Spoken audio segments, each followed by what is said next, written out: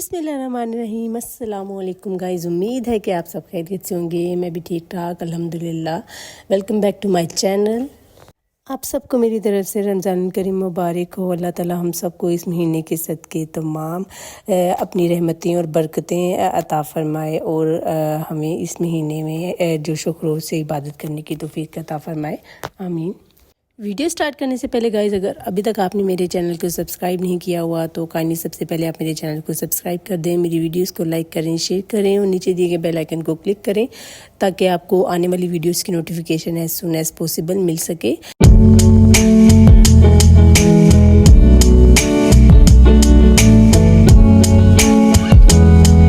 Okay जी, तो आज की वीडियो में मैं आपके साथ कुछ मेक एंड फ्रीज़ के आइडियाज़ को शेयर करूंगी जिनको फॉलो करके आप लोग जो है अपने रमज़ान करीम की तैयारी को बहुत ही कम टाइम में और बहुत अच्छा बना सकते हैं।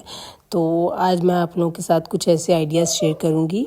मोस्टली होता ऐसे है कि इफ़्तार या सहरी के टाइम जो है हमारे पास जो टाइम होता है वो बहुत ज़्यादा कम होता है। तो अगर हम पहले से ही अपनी चीज़ों को अरेंज करके और अगर फ्रीज़ कर लें तो हमारा जो टाइम है वो भी बच जाता है और बहुत इजीली जो है हम अपना इफ़्तार और सहरी के टाइम जो है वो इफ़्तारी और सहरी बड़ी आराम से बना लेते हैं।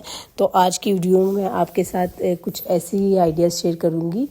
ओके जी, तो जैसा कि आप देख रहे हैं कि मैं जो है वो पोटैटो कटलेट्स बना रही हूँ। ये बहुत ही यमी बनते हैं और इनको मैं बना के फ्रीज़ कर लूँगी ताकि कुछ दिन जो है वो बड़े आराम से गुजर जाएं। और जब भी आपको भूख लगे या फिर दाल चावल के साथ, मैं अक्सर ऐसा करती हूँ कि कटलेट्स जो है इनको फ्राई करके साथ खाती हूँ तो बहुत मज़े के लगते हैं। तो कभी आपका दिल ना चाहे कुछ बनाने के तो आप इनको फ्राई करके आप खा सकते हैं।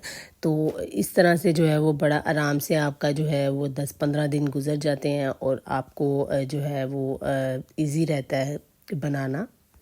अच्छा जी, तो इसको आप रोटी के साथ भी खा सकते हैं और बच्चों को भी दे सकते हैं। बच्चे भी बड़े शौक़ से खा लेते हैं। तो इस तरह से आपके लिए बड़ा इजी हो जाता है कि कभी आपका अगर दिल ना चाह रहा हो तो आप फ्रीज़र से आराम से इसको निकाल के बना के तो इजीली इसको खा सकते हैं।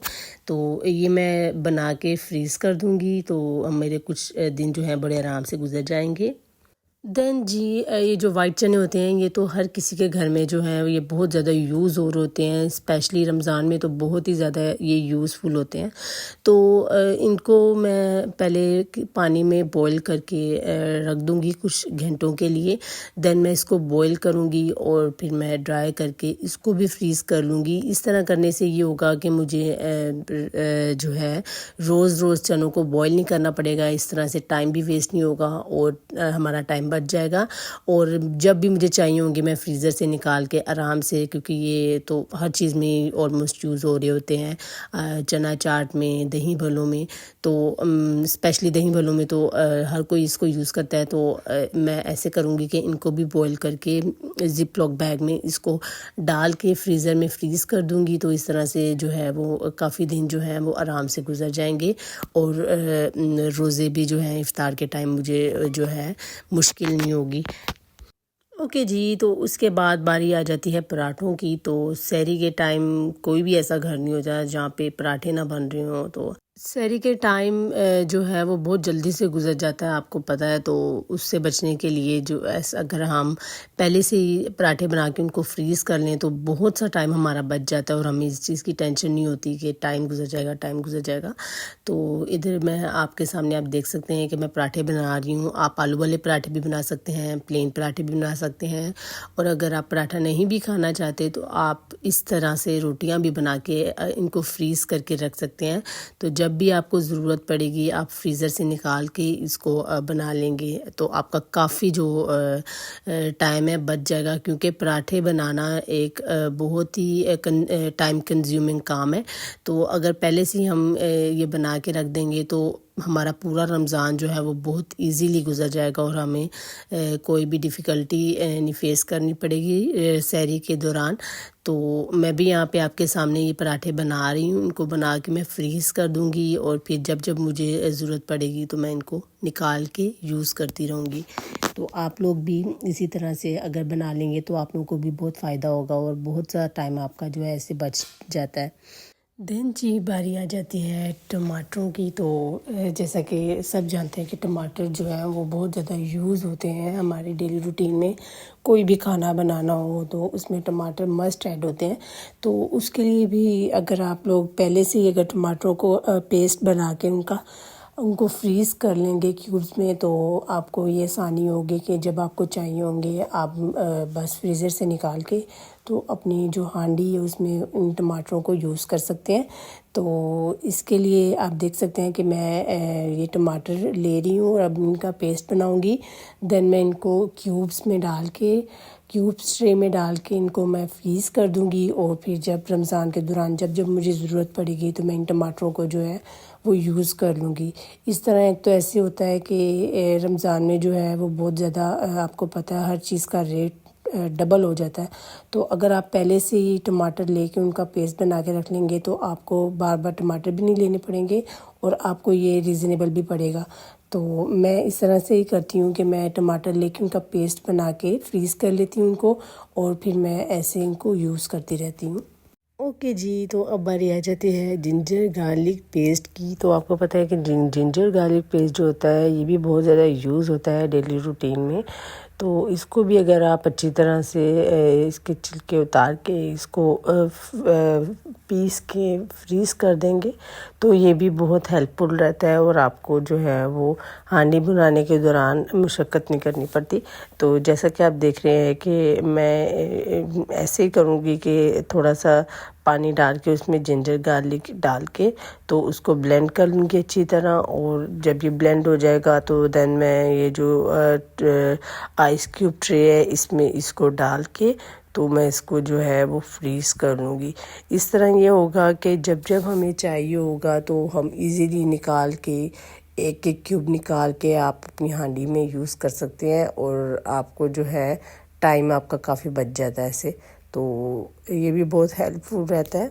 ओके जी, तो अब बारी आ जाती है हरी धनिया और पुदीना की चटनी की। तो ये तो आपको पता है कि सब घरों में यूज़ होती है, और इसको बनाने में भी काफ़ी टाइम लग जाता है। तो इसके लिए तो बेस्ट हल यही है, और ऑलमोस्ट हर कोई ऐसे ही करता है कि पहले ही इसको बना के फ्रीज़ कर लेते हैं, और जब जब हमें चाहिए होती है तो फिर हम जो है इसको फ्रीज़र में से निकाल के दही में डाल के मिक्स करके तो इसको हम रेडी कर लेते हैं। तो यहाँ पे भी मैं आप देख सकते हैं कि हरी धनिया की चटनी बनाने के लिए ये धनिया काट के इसको ब्लेंडर में डालूँगी, और इसको मैं अच्छी तरह से जो है थोड़ा सा पानी डाल के इसको ब्लेंड कर लूँगी ताकि ये अच्छी तरह पिस जाए। तो जब ये बिल्कुल बारीक हो जाएगी तो मैं इसको जो है ट्रे क्यूब में जो है इसको मैं डालूँगी, और फिर मैं इसको फ्रीज़ कर दूँगी, और जब जब मुझे चाहिए होगा मैं यूज़ करती रहूँगी। बिलीव मी गाइस, इस तरह करने से ये बहुत ही आपको जो है फ़ायदा रहता है। उसके बाद आप देख सकते हैं कि ये जो पालक है इसको भी मैं ऐसे ही बारीक काट के मैं इसको ज़िप लॉक बैग में डाल के इसको फ्रीज़ कर लूँगी, क्योंकि पालक भी आपको पता है रमज़ान में बहुत ज़्यादा यूज़ होती है।